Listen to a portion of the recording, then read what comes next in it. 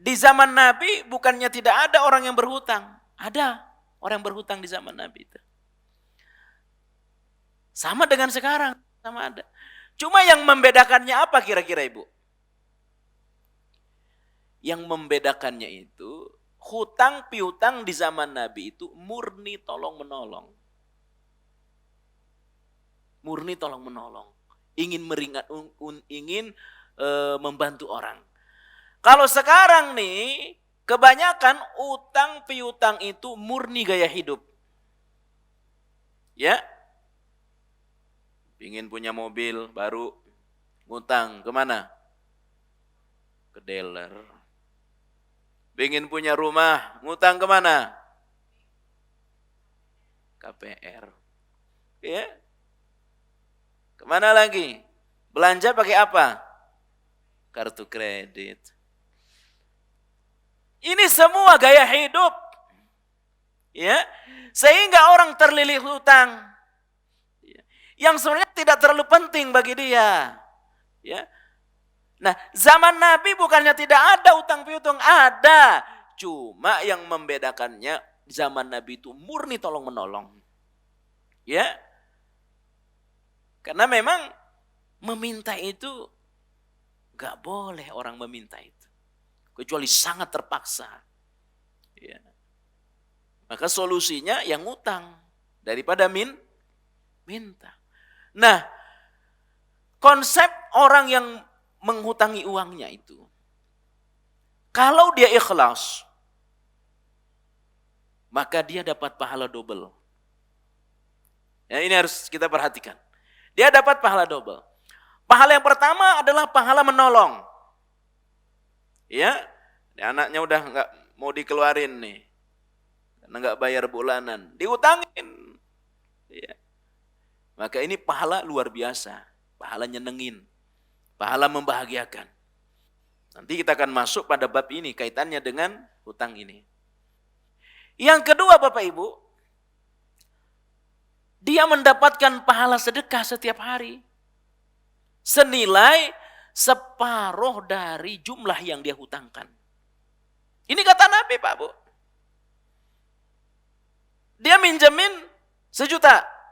Setelah berapa hari? Mungkin 20 hari dipinjam 2 juta.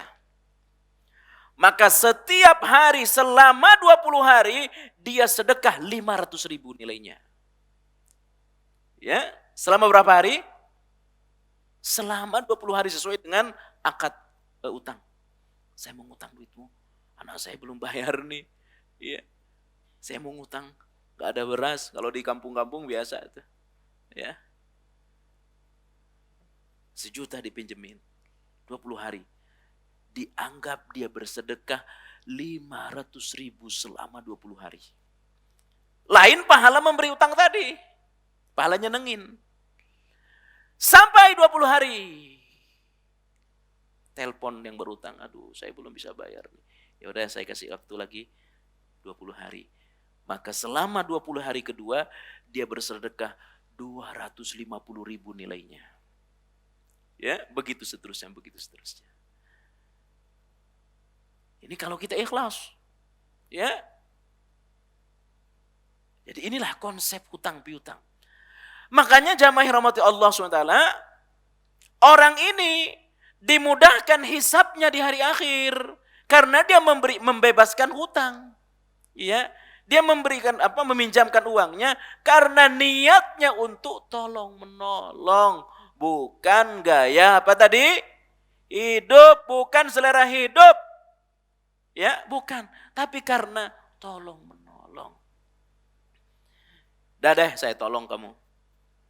20 hari ya, 1 juta. Tapi nanti balik 1.100.000 ya. Enggak ada begitu. Ya, tidak dapat pahala dia. Yang ada dapat pahala dapat dosa.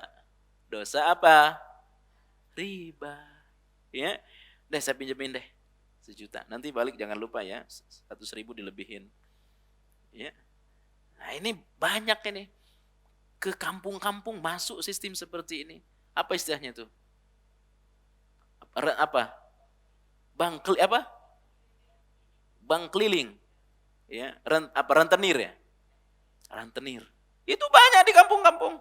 Ya, di pulau-pulau tuh ada. Ya. Jadi ada pekerjaan. Apa pekerjaan dia? Minjemin uang. Ya. Itu juga ada calonnya. Calonnya juga ada. Jadi pokoknya kalau yang minjem dia itu dikasih sama yang punya duit. Sebenarnya bukan dia yang minjemin, dia disuruh oleh orang. Ya, tolong pinjemin duit saya ke sana. Pokoknya kalau dia yang datang dikasih. Ya. Nah, dia kasih misalkan kelebihan 200.000, 50.000 buat calo, 150.000 yang punya. Itu biasa di kampung-kampung. Nah, kalau ini terjadi, rusak nih dunia nih.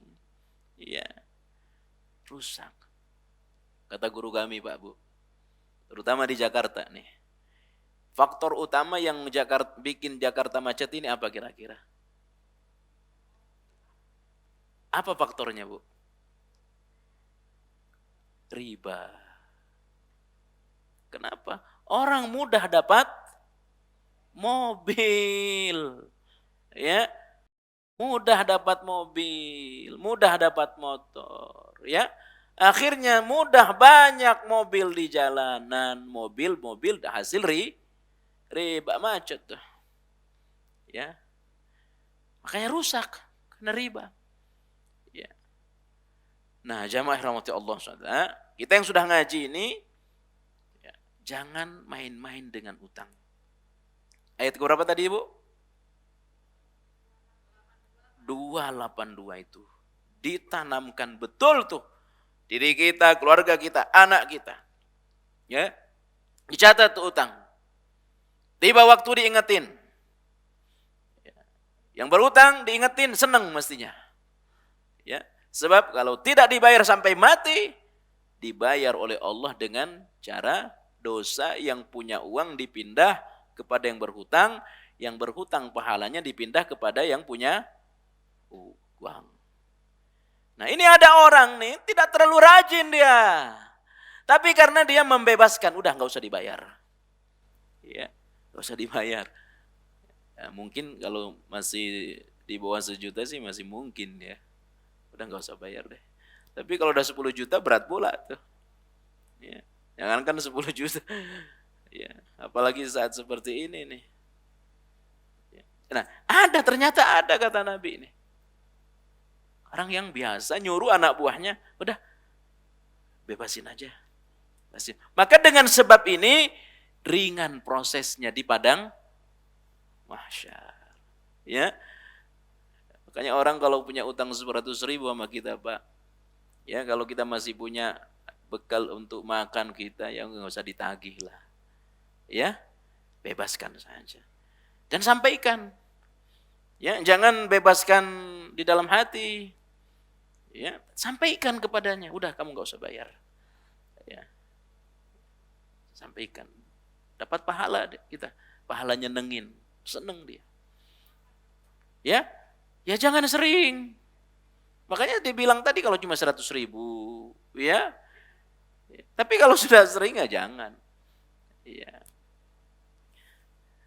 Jamaah rahmati Allah Subhanahu wa taala. Ini hadis kedua yang dibawakan oleh pengarang kitab.